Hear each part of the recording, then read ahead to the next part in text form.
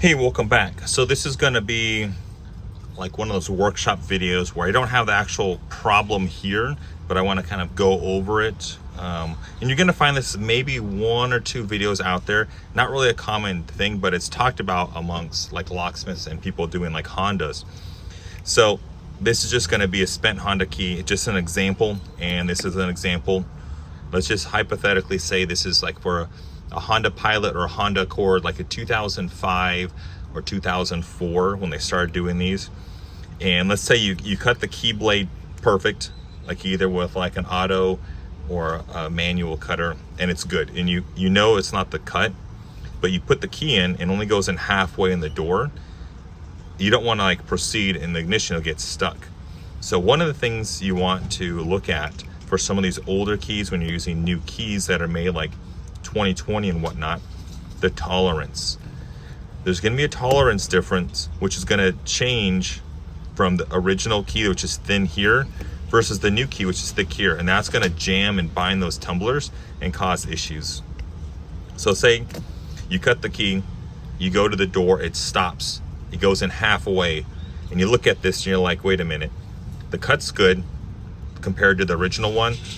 What the heck is going on? And that's where you want to come back and you want to measure. So what you want to do is measure the base and then measure the base, both keys. Okay, they're the same.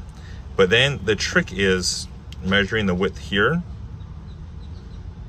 8.9, and then the original one. So you're going to notice in this hypothetical scenario that the original key is going to be thinner. It's going to actually be tapered down, where you're going to see instead of a flat line here, it's going to be like down by like a millimeter or so, and there's a step here or up here.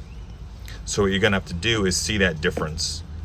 So what you want to do is get your hand file, and essentially you want to have one side good, one side bad, is you want to break these corners.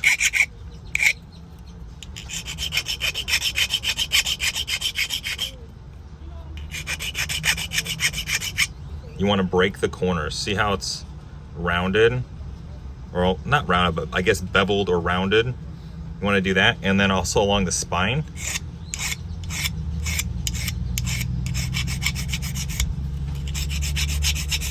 Again, you're only sanding here. You're not sanding the teeth. The teeth are fine. It's just the width of the key blade.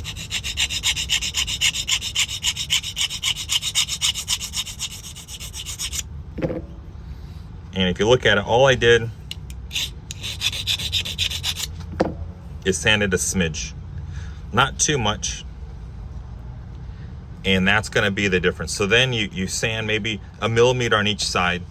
You go to the door, it's smooth like butter, great. Go ahead and try in the ignition, be gentle though, and it's going to work fine. It's just that tolerance, because back in the day, they made them thinner. And you know how molds and like copies of a copy get worse and worse. So the new keys are a little thicker. And also make sure you check the thickness. So when in doubt, check all angles and then kind of go from there. So idea is you want to duplicate their key with the new key. So make sure the key blade is the same. A lot of times we overlook that, but that's the important part. We want to make sure it's like that. So if that makes sense. Hopefully this video helps kind of understand like with those stuck keys. And again, this is as long as your cut is correct. It only goes in halfway. That means it's just too tight. It's binding on that spine, binding on the key blade. So you want to file it down. This is going to be applying for like all Hondas with a high security, like what, 2002 to 2006 or 7. All the newer vehicles seem to have no problems with that. But cool. Other than that, have a great day, and hopefully this tip comes in handy because we've all been there, and I don't want you getting stuck out there either. Have a great day. See ya.